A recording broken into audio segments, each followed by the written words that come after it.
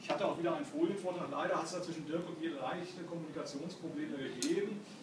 Sonst hätte es auch ein paar Bilder dazu gegeben, aber nun geht auch ohne Bilder und ich denke, wir kriegen das auch mit dem Text jetzt hin.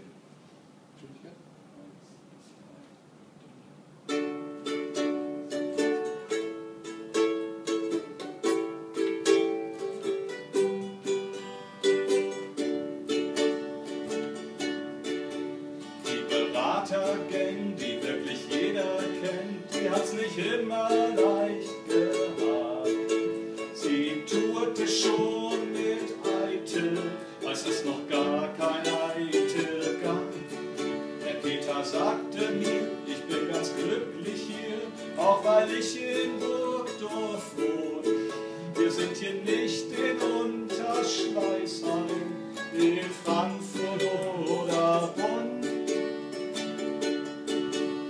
Der hohe Wolle fängt gleich in Verkasse.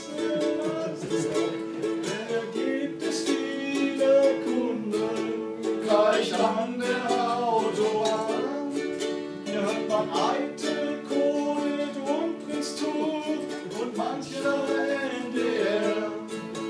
Mit Hilfe von ITSMF ist IT gar nicht schwer. Ob du aus Braunschweig kommst oder in Celle wohnst, das ist doch sowas von egal.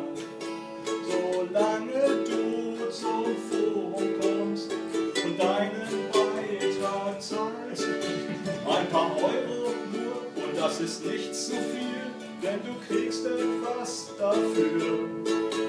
Das Sommerfest in Kokenhof, denn darum sind wir hier.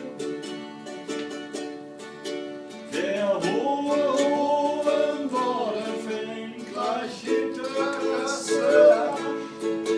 Hier gibt es viele Kunden gleich an der Autobahn.